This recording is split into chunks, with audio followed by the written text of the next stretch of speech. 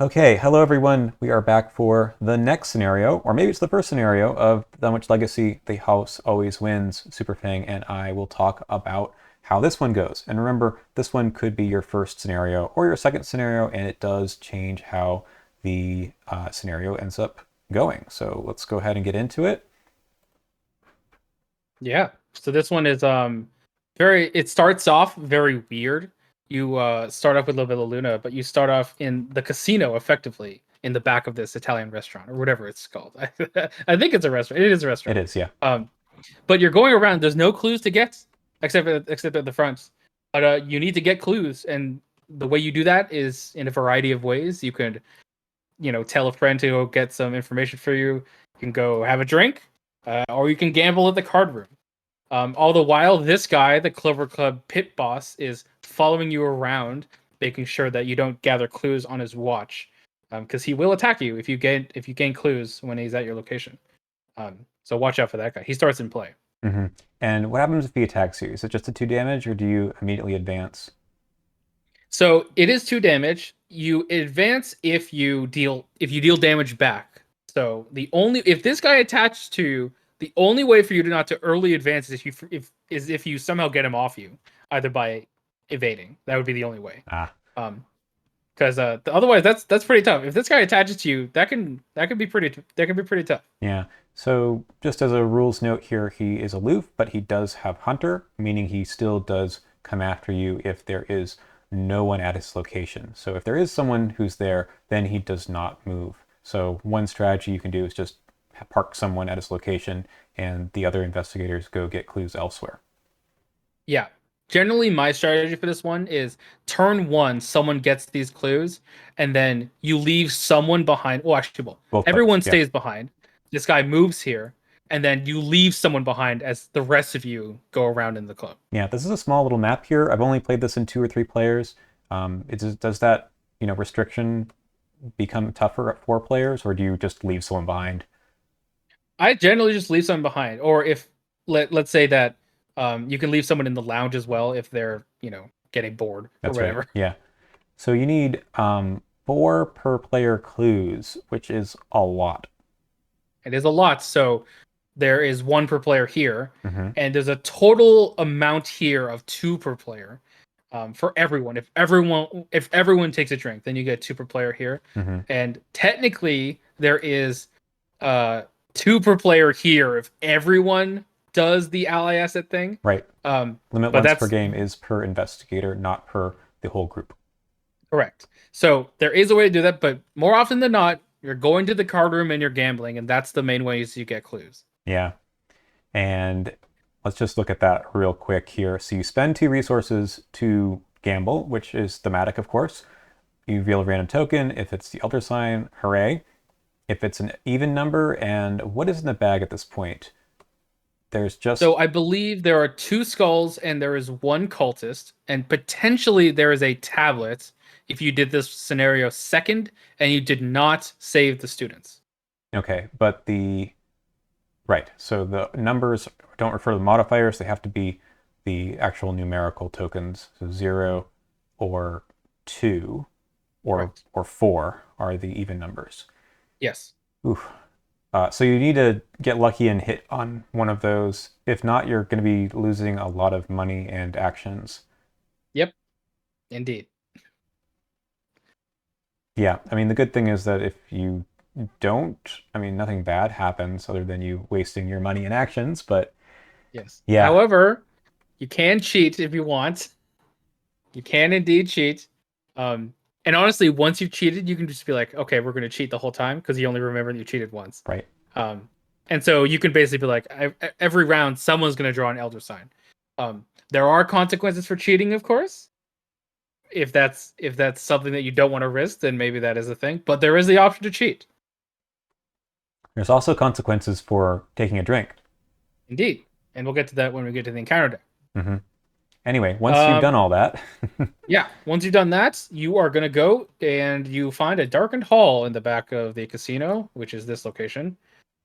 And all it is that it reveals three more locations. There is also the chance, if you do this quickly enough, that a criminal enemy will be spawned in the darkened hall. But hmm is neither here nor there. And you need to find the VIP area, which is one of these black back hall doorways. Excuse Hmm. me. So one of these is an art gallery, which just says victory.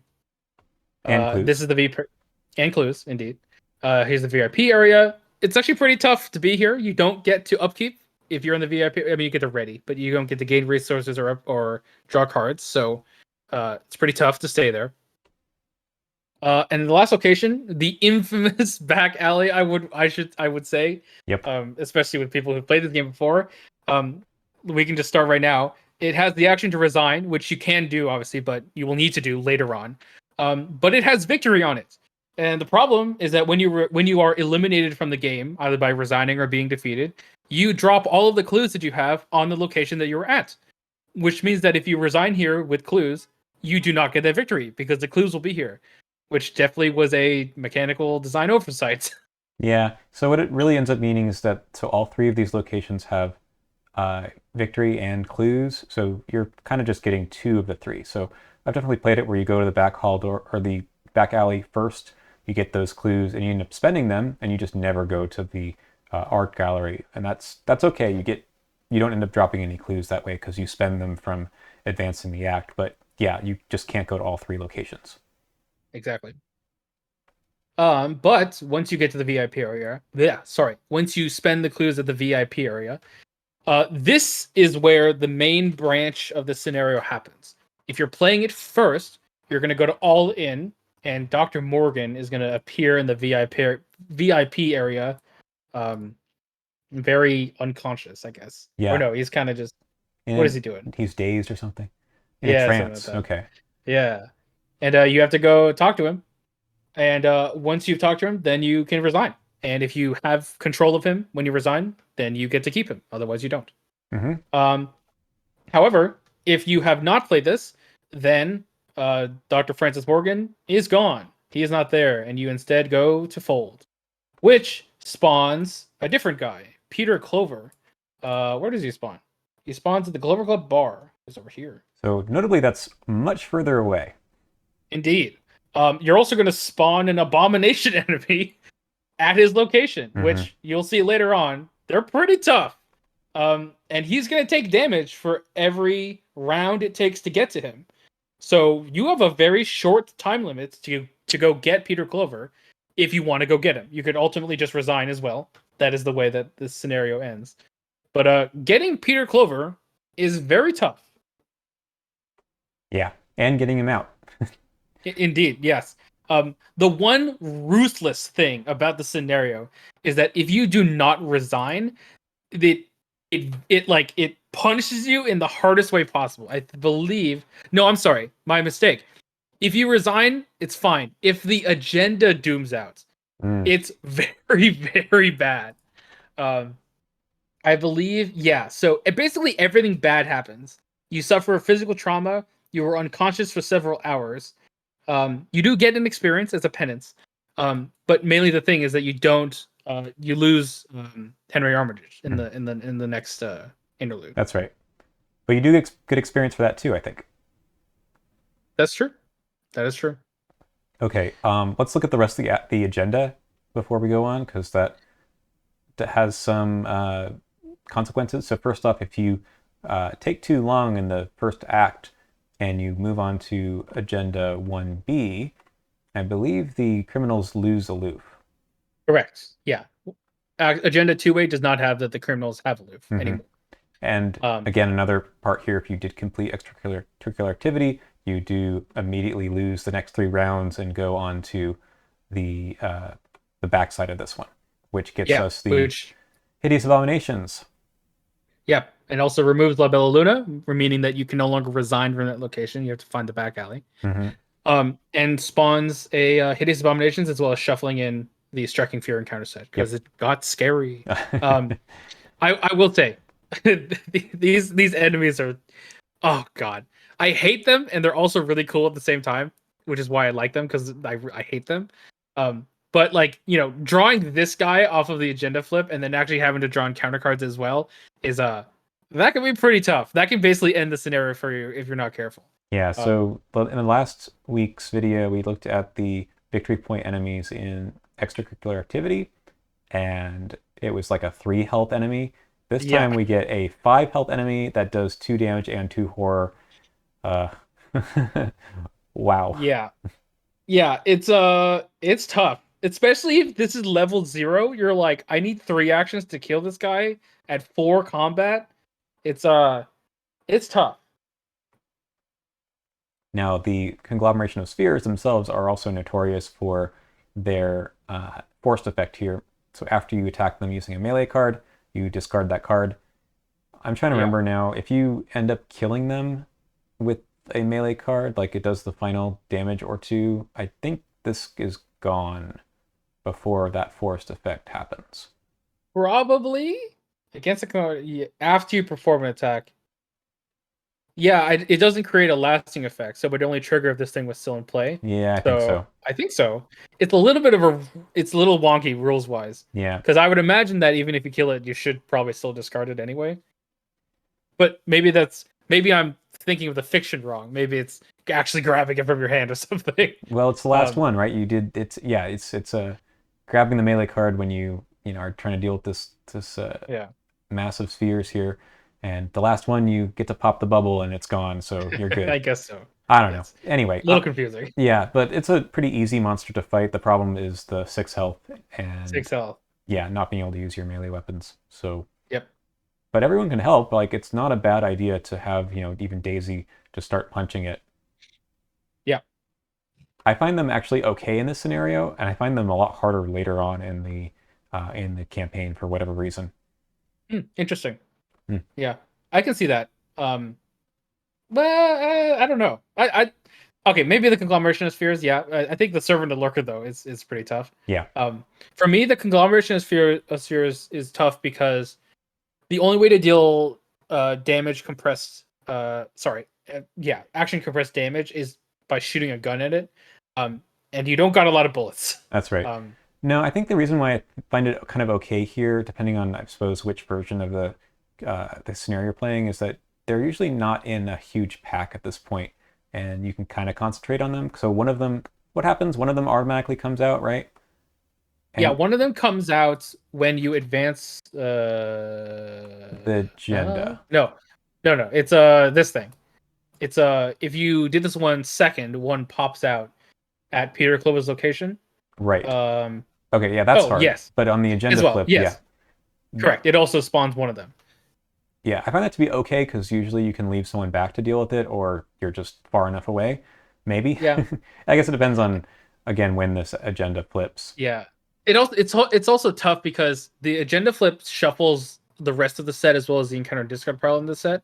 And if you draw another hideous abomination from the encounter deck Yes. after it's already spawned one, that can be pretty bad, especially if you're only in 2-player. Yes, you're right. You're right. Okay. And then what happens? Yeah, then there's this whole thing about the abominations are killing the criminals, Right. which I feel like I find that it rarely ever happens to me. It might happen at the end if you're Yeah, while you're making your escape, maybe. I think it's because so the criminals don't have Hunter, so they're going to stay where they are. And basically the only reason that they're going to still be there is if they had aloof when they spawned and you ignored them the rest of the time, Yes. or if you evaded them, of course. There are. Um, Maybe we'll talk about the encounter cards in a second, but there are ways for them to move without Hunter. that's true. That being said, I find that the abominations generally move towards the investigators, and so very rarely will go to locations that have criminals but no investigators. If that makes sense.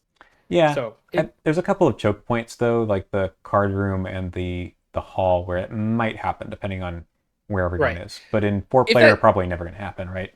Yeah, it's basically like it's a penance because if you're in the situation where you have both a abomination and a couple of criminals engaged with you, the thing is going bad, very Yes. very very bad. Yes, that's very true. So it helps. Okay, let's look at the rest of the encounter set since we've already looked at those enemies. Well, 2 of them anyway. First off, we have something in the drinks, which has Surge. Here's your penalty for taking a drink. Yeah. I like this card. Losing an action is tough, but it isn't the worst, especially when it's only 1 action. I have seen this go off twice in one Mythos phase, and that is pretty bad. I think that it doesn't necessarily telegraph it very well. That like, I don't know. I think that if there was some additional thing at the bar to be like, careful, having a drink is bad, which I get, right? It's Hmm. like it makes sense, but I think when I I think that on a first blind play, this card can be pretty rough. You're like, oh, I didn't know that drinking would be bad, even though, yeah. So I think I actually drew the card before anyone had bothered to go over to the bar. Oh, So, interesting. I mean, that's not going to happen all the time, but it is kind of funny that it will. Yeah, Anyway, it does have Surge though, so you lose an action and then, or everyone does who had us a drink, and then you get something else, which could be arousing suspicions. yeah. So um, this card is really only relevant in the first act, where it's not good to defeat criminal enemies. Um, and rarely does it ever place doom on criminal enemies for me, unless you are talking about the Clovercliff pit boss. Hmm. Then it's kind of like, okay, yeah, we just basically just lost a round in this first act, which is not really that big of a deal anyway. That's I true. find, at least if I'm playing this first. If you're playing it second, it can be kind of rough because you're like, I need as much time in the first act as possible. Yeah. More often than not, this just becomes lose to resources, I Which think. I hate. I hate losing resources. That's just my play style. Which is Yeah, another that's reason fair. why I hate the gambling thing, but we'll come back to that. All right, twist of fate. Yeah, this is the first generic encounter set. This is I think it's called Bad Luck. Is that what it's called? Yeah. I can't remember. Yeah, Bad Luck. Um, twist of fate's weird. Testless damage or horror, but it's like it's kind of has a test because you could roll a positive number technically. Hmm. Um, I don't know why everyone is confused that they think that 0 is a positive number. It is not. It is neither negative nor positive. I don't know why some people think it's positive. It's not. So you're going to take a damage. You roll a 0. Um, but honestly, for me, this one more often than not is like, okay, I drew it. It's fine. Yeah. You can't do anything about it, so You can't do you anything just draw it and unless you're Jacqueline. ooh, you gonna waste your ability on this one? Exactly. Maybe. Maybe. Yeah, if you're about to die to damage, maybe. Yeah. It's interesting that it's 1 damage or 2 horror. At this point in the card pool or the investigators, I don't know. I don't know if more investigators have more health than sanity. I think it's actually it's even down the middle. Actually, no, that's not true. Who is the? Oh no, it's 5. Yeah, it's even down the middle, I believe. Okay. Actually, wait. Who? Okay, hold on. In the core set, Wendy has Even. 7/7. Yeah. Okay, it's even then. Yeah. Okay. Wait, actually, no. In Dunwich, everyone has an extra point. They do. So who has it? Who has the extra? Yeah, So Jim because is 7. Zoe's 9/6. Jim is 7/8. Jenny is 8/7. Mm-hmm. And Ashcan is kind of the weird one because Oh, okay. So that Ashcan has more. No, Ashcan is secretly 8/8, right. right, with Duke. Mm-hmm. Okay, so maybe it's the same. Yeah. Anyway. Okay. Well, so this is just worse for the investigators who might take more horror, but there's just not as many of those tokens. Yeah. Anyway, next one is Cursed Luck. This one only is bad if they stack, and there's 3 of them. That is true. Yeah. It can be pretty debilitating if you have more than one copy of this, but hopefully if you have one copy, you can try to get rid of it as soon as you can. Mm-hmm. I mean, it's really good if you, it's like nothing if you have lockpicks or something like that around, but otherwise you just hope for a rat to spawn. And I mean, there are some pretty low difficulty tests in this scenario, so you should be able to get rid of it, but it can be Yeah. really annoying. Yeah. All right, then we've got some enemies. The aforementioned Yeah. criminals. These guys are pretty fine, I would say. They only deal damage. They this card can be annoying.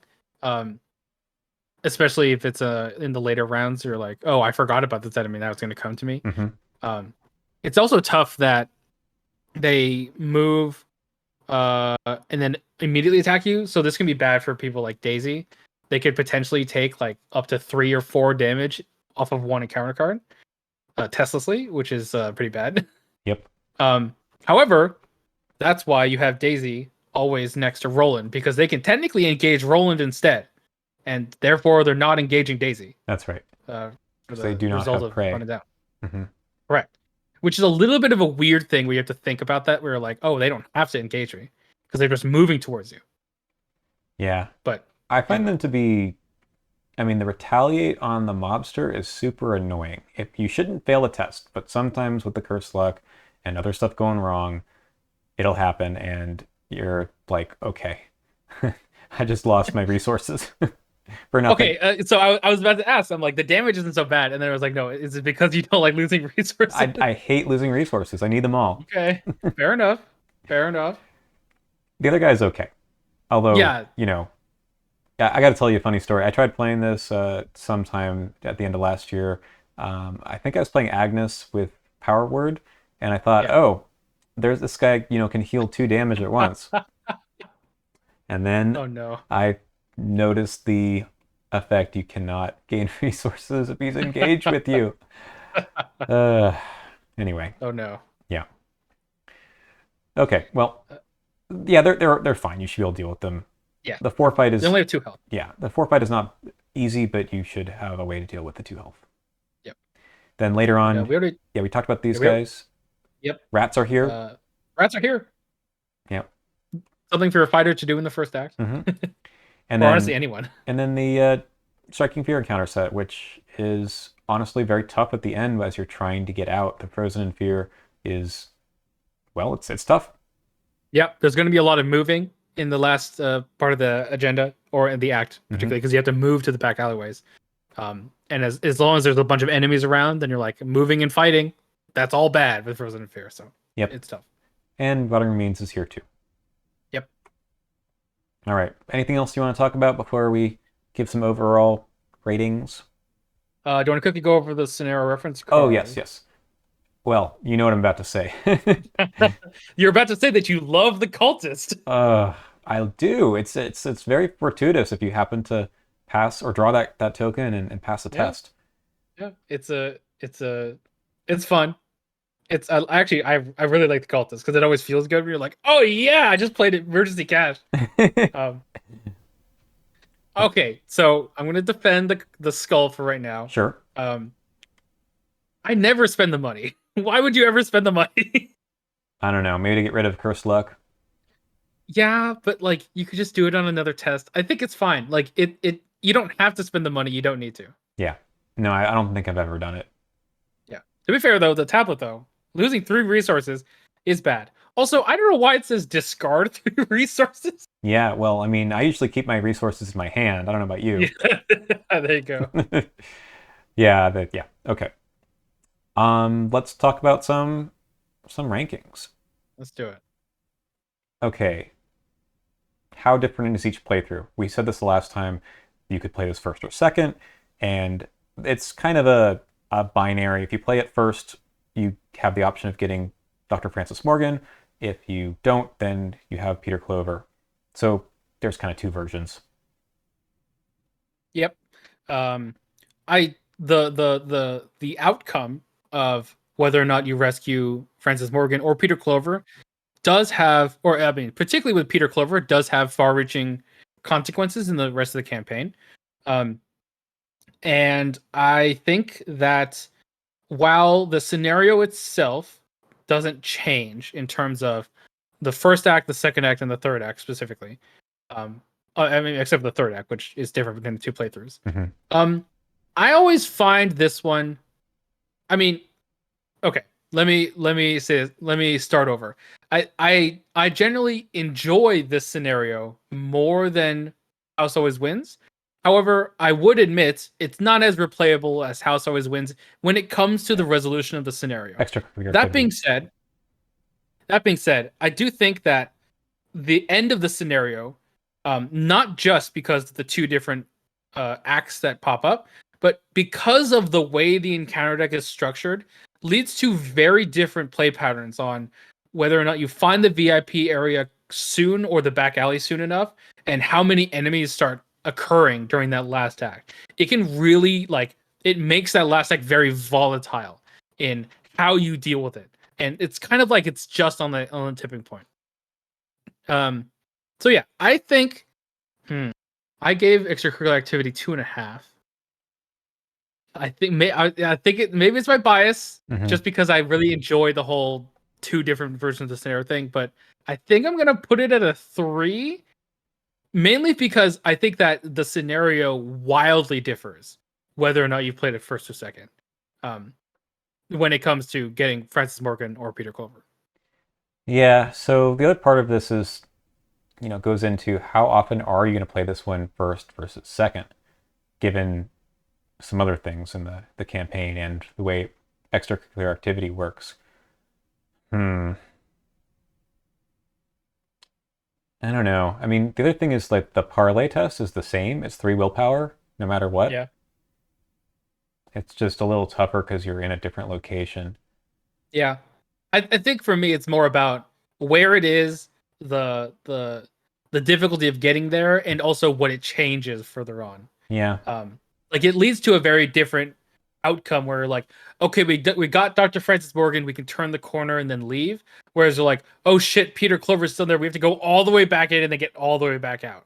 Yeah. Eh.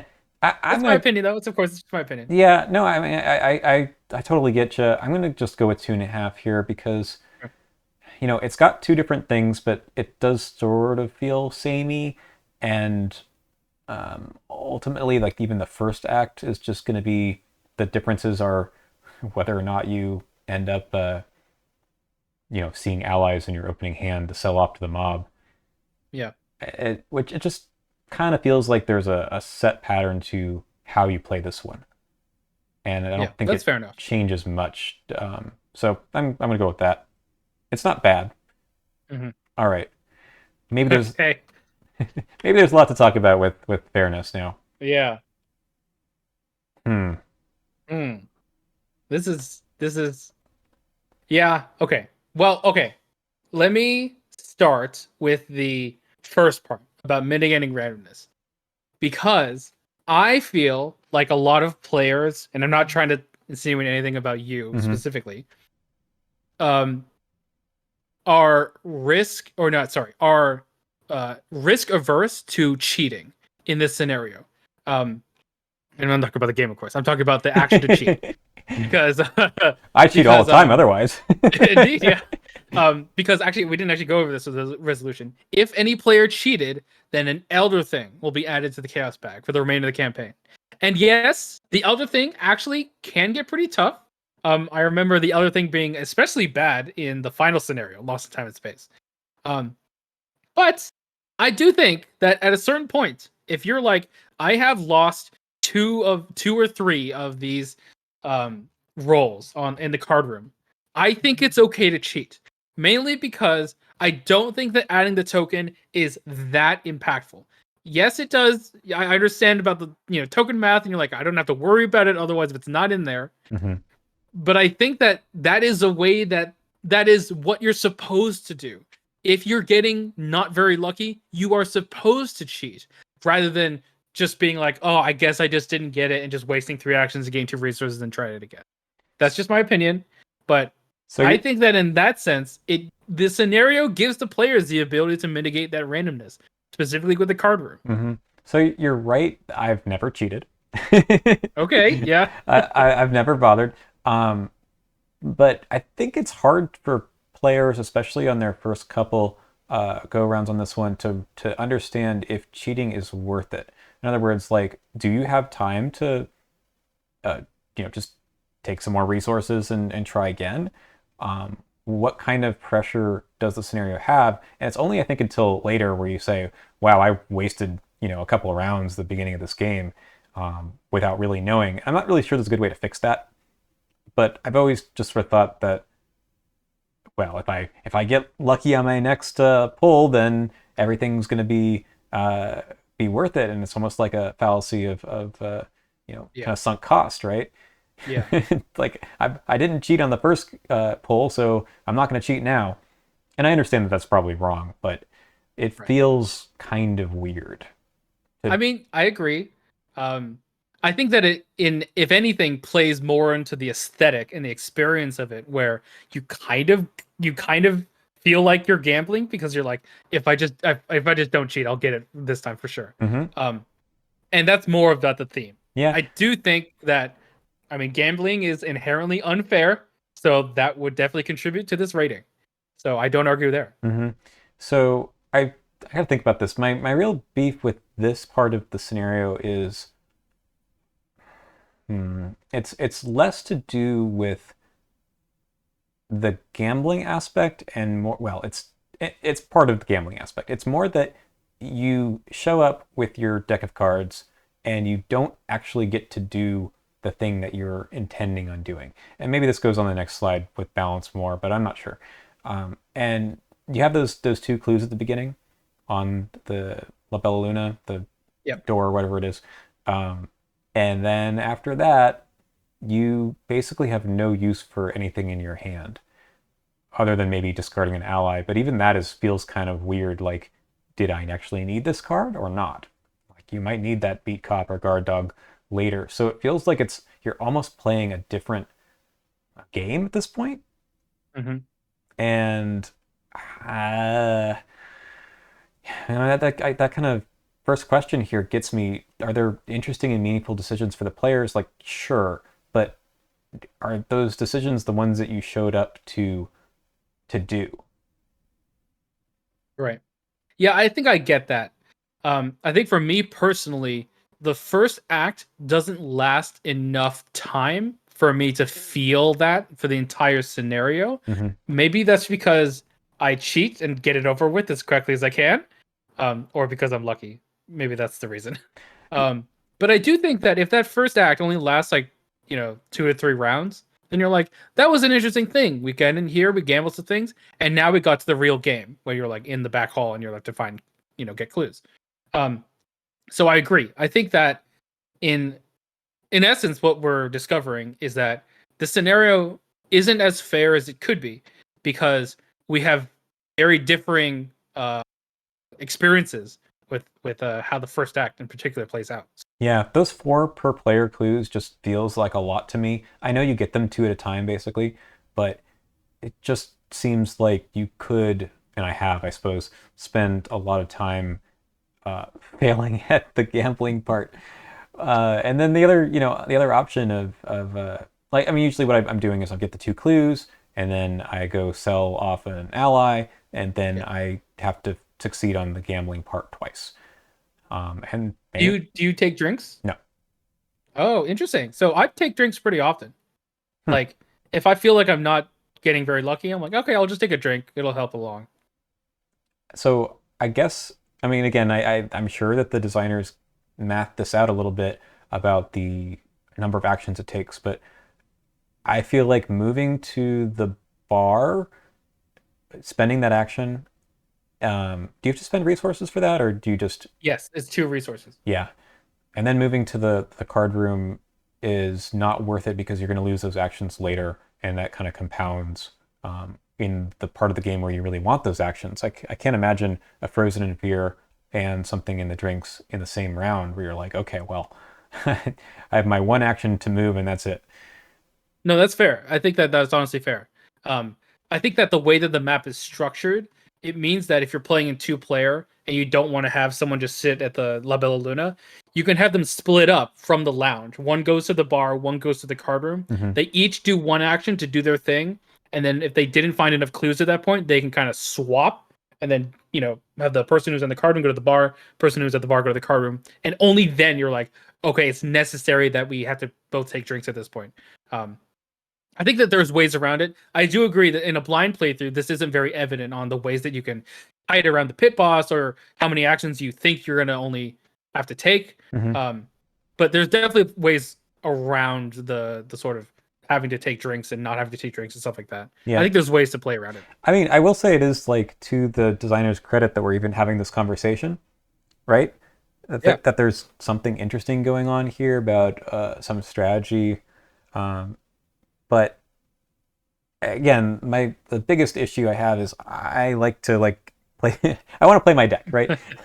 And there's just nothing for me to do that is not revolving around gaining resources and spending them on these scenario actions. So you're ultimately kind of at the whims of what those actions end up doing rather than what you could have been uh, doing to to make that go better or not. I suppose if you're playing Jacqueline or something, you can cheat at Playing a gambling, Jack, right? doing Jacqueline in the card room is so funny. Um, I believe, and by the way, I actually do not have a firm answer on this, but I believe it's the case that with Jacqueline, if you like with her ability, it's possible that you technically reveal two tokens, because if one of them was the auto fail and you cancel it, then the other two can kind of are both revealed, Yeah, right? all of McBride is the And same way. so exactly. So I believe if two of them occur, and if one of them is an elder sign, you get both the effect of the elder sign and the even number. I think if that is the case, I could be wrong, It should be. but yeah, it's not worded like exactly correctly, like it would be like for each chaos token if it has this thing or whatever. Hmm. Um, but anyway, it's a lot of fun, and I love that Jacqueline can cheat at cards. It's great. Yeah, I mean, I like that they have some fun interactions you can have. You can have a Yeah, premonition, I suppose. yeah. There, Although, tough luck to curse and bless decks that are like, there's more of these do nothing symbols in here now. oh gosh, yeah. Yeah, Anyway, yeah, I'm not going to come down on this scenario that hard for this. Like, ultimately, you're right. It is just a small part of the scenario, and maybe it's incumbent upon me to make that go quicker. You're right. The elder thing is not that bad. It's just one token, and if another sign on and gambling really skyrockets you ahead, right? You get the resources yeah, and the clues. yep. Hmm. Well, maybe I need to play this one again and try try just cheating on the first pull. Yeah, there was a when I played Return to Dunwich on my channel, the one thing I wanted to do was have all the tokens in the chaos pack, and cheating is great. It just feels great. You Anyway, can do it with anything, right? You can do it on every other pull you have. As, indeed, it does say group limit once per round, ah, so you can't do it every test or pull. But you can do it once a round and do it again the next round. yeah, just for So Act One though. exactly. All right, I'm gonna put this at like a 2.5, Okay. um, which is here. Yeah. Let's see. I will put it at a 3.5. I ultimately think it's like I don't have that many qualms with it in terms of fairness, so that's where I'm going to put it. But Mhm. I see your point. I respect it. All right. Well, then let's move on to the next one, which is balance. This is more about the investigators themselves. Yeah, I would say that generally everyone is like everything is perfectly balanced in the first act. Yeah. Maybe, well, I don't know. Maybe no. Actually, I was about to say like big money decks have access to a lot of resources, but they don't want to spend them on these things No. anyway. Yeah. So it's kind of like everyone is on a level playing field, to a certain extent. And then the rest of the scenarios get clues and fight monsters. So, Hmm.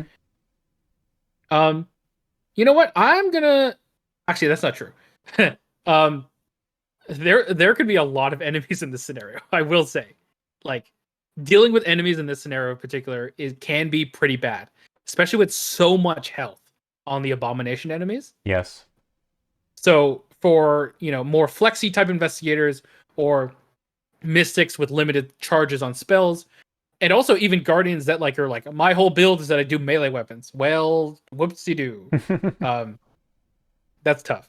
That being said, I think that's okay to like kind of because melee weapons have gone really overpowered recently. Um, so let's see. For balance, I'm gonna put it at a 3.5. I think. Sure. I think that you know what? No, move me up to a 4. I think that ultimately it's pretty fine. Like the first part is fine, the second part is fine. It's just you need to deal with a lot of enemies, and that knocks it down a little bit. Hmm. Yeah. So you're probably gonna have a harder time with the flat stat line. So Jenny, Jim, Yeah, mostly because of the curse luck. yeah. I mean, you're gonna have a hard Oh time yeah, with these investigators anyway, right? But yeah. I don't think that is any different with this scenario over others that have the same encounter sets. Hmm. Um, Multiple paths or strategies. I mean, yeah, pretty much everything works other than the melee weapons, but that's okay. Yeah. Yeah, 4 is fine. I don't think it does anything particularly nasty on top of what the encounter sets are already designed to do, like the frozen fears and whatnot. Mhm. Yeah. All right. And now we have the experience, which I find to be quite good. I mean, new and interesting gameplay loop. I mean, it's got the gambling part, which I suppose is new. Do I like that part? Less, it's less so, but I find it to be interesting, and I like that it's in the game. And of course, it really does make you feel like you are gambling because you are. Yeah. Yeah. I very much like this scenario when it comes to experience. For me, it's one of the most memorable scenarios, especially one of the most memorable intro scenarios, especially if you play it first. Hmm. It really has that, like, you know, uh it's not even pulp at this point. It's very like noir feel where you go into a seedy back room and there's gambling going on. You have to entreat yourself with the guests, and then you ultimately find something in the back room you have to go investigate, and then in the front things start going wild. It really evokes all of those themes and ideas so well, I find. Um it's really, I think that the scenario in particular is really good at evoking the theme of, this kind of gambling den and stuff like that. Yeah, um I wish they did it more. I wish they had more of this kind of thing where, like the first scenario, you're kind of going through these acts that are quite different from each other, yeah, and all hell breaks loose, and you have to figure out what to do. Where's the exit? How much can you do before resigning? And it's another thing that we didn't really kind of touch upon, but you can just get out. You don't have to go save Dr. Francis Morgan or Peter Clover at the risk of, so you don't if you resign, then some bad things happen, but not as bad as you dooming out, right? exactly. Yeah, so you can do it because you just sort of look at your cards, so to speak, and say, nope. Um, and that's kind of cool too, right? You're like, we're gonna leave them to their fate. Yeah, yeah. So I think that overall I'm going to give this one a 4.5, mainly just to leave room at the top for some other scenarios that I have in mind that I think have like slightly better experiences. But overall, I think that this scenario in the lifetime of this game itself has always kind of stood out as having a great aesthetic. Hmm. Yeah, I mean, I'm a little bit below that just because it does sort of feel like the interesting part of the gameplay loop is not as interesting. It's still like a Yeah. 4. This is still very good. Um, but yeah, I mean, I, I think I just want a little bit more from this scenario that helps me enjoy that particular loop at the beginning Yeah. and not have to feel like I am metagaming it too much. I don't know. Mhm. I do It like the second and third parts of the scenario quite a bit for the theme. I just maybe don't care for the gambling part as much. maybe for the maybe we'll find better experiences in Fortune and Folly. I wonder. I haven't played it yet, but I've heard there's a lot of gambling in the first scenario for that. I So haven't played it yet either, so maybe maybe. Well, I have played the Parallel Skids um, oh yeah. uh, Parallel Skids scenario, and I actually like that one quite a bit. So Huh. anyway, that's neither here nor there. But I do find the scenario to be good. I just kind of wish there was a little bit more of the second and third acts, and this maybe comes from playing this one second more often, don't Interesting. where you don't get as much of that part of the game because you don't have that agenda, right? You're just kind of catapulted towards the end. Yeah, no, I think that's fair. I generally play this one first, so that definitely there's a different perspective there. Yeah. One thing we didn't mention in the first scenario of this review for Dunwich that we should talk about now is that the two uh, allies that you could get, Warren Rice or Professor Dr. Francis Francis Morgan, Morgan. yep, they are a little different from each other, but they're kind of similar. I believe Warren Rice, you get +1 intellect, and then you draw a card after you get a clue, something like that. I believe it's after you discover the last clue in your look. Actually, I could be wrong on that. Let me double check. It could. I think it's the last clue on the location. Actually, I can't even remember now. We'll look that up later. Yeah, we'll look at it up. I know that after you defeat an enemy, you draw a card for Dr. Yeah. Francis Morgan. I find them to be both quite good, so that also might determine what you're going to be doing with what order you play in. But I think I like Dr. Francis Morgan better, Yeah. simply because I want to say he costs 3, Yes, he does. and your alternative at this point in the card pool for a +1 combat ally is B Cop, which costs 4. Yep, absolutely. He competes with B Cop, but he is kind of like on par with B Cop. Professor Warren Rice competes with Dr. Mylan Christopher, which is pretty tough competition. Mm-hmm. Exactly. So while I like the idea of having Dr. Milan and uh, Professor Rice, I don't think.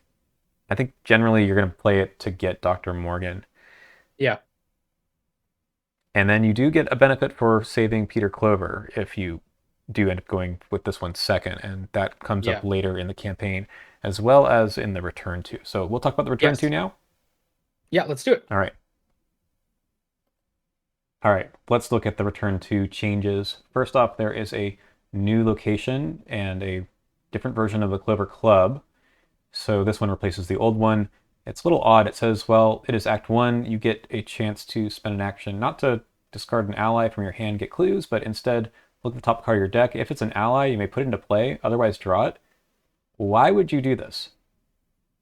If it's an ally, you can probably otherwise draw it. Good question.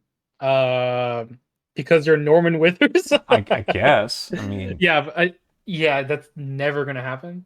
I guess if you were gonna take a draw action, you might as well take this action, right? sure. Because Yeah, it's just better. if you have nothing else to do, I guess. Hey, this is Yeah, one of but those ways to put the Summon Hound into play without. there you go. There you go. uh, And by the way, yeah. So this actually it's randomized which one you get, mhm, so you don't know, that's right. which is interesting. Okay, but if you do get the new one, you get also the Clover Cub stage, and you put this up here. Yep.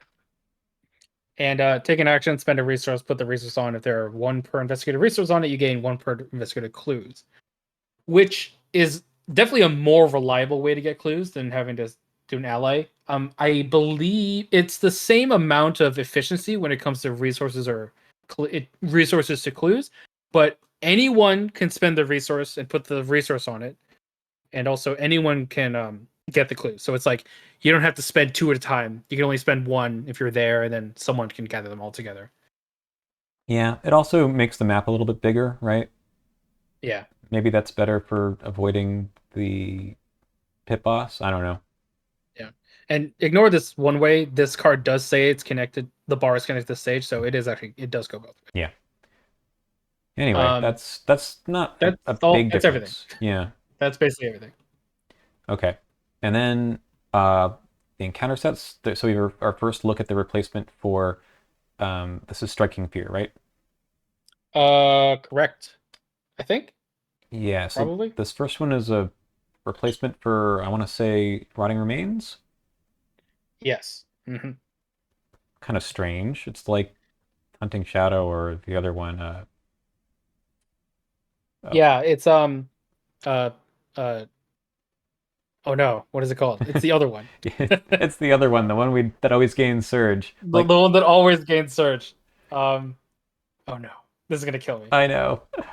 Anyway, Oh, I'll look it up. this one also will gain Surge most of the time, and then if not, then you test just like that other card, a intellect test, and then you could take the horror or drop clues. Again, this isn't Yeah. going to happen until later in the scenario. It doesn't start in the counter deck, so I don't know. I guess you could take 5 horror. That's pretty weird, but you just drop the clues instead. Yeah. What's it called? Which is actually it's fine in this scenario, especially in the first act, because then your Kluver has something to do. Yeah, but it's not going to show up in There the you first go. act, right? Oh, of course, you're right. Yeah. My apologies. All right, and then we have Idle Hands, which I think is just like a pure upside. Yeah, I mean, it's one of these things where it's like, I I think for the most part you take that action as soon as you can, unless it kills you, of course. But like, it's a really cool card actually. Like the slot that this replaces is like the Dissonant Voices slot or the Frozen Fear slot, but it has nothing to do with either of them. Right. Um, It's just a weird, a different theme on the whole fear encounter set. Yeah, I feel like it's But just you take 2 damage or you take horror for some number of rounds that are left in the game. yeah, And, sure, I'll take an extra yeah, action. yeah, that's nice. I like it. And then Violent Command's another way to get some damage. This one is more like throws it. I don't know. They're not exactly 1-to-1, right? So No, no, they're not. I think it's pretty funny though. Deal two Yeah, damage to any investigator, including yeah, yourself, and then it's like it's like that weakness. yeah, yeah, it's a Dark Pact, I think. Arc pack. That's it.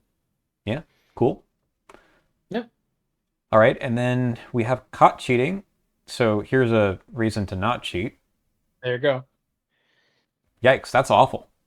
If you really don't like losing resources, I guess Hmm. it's not so bad.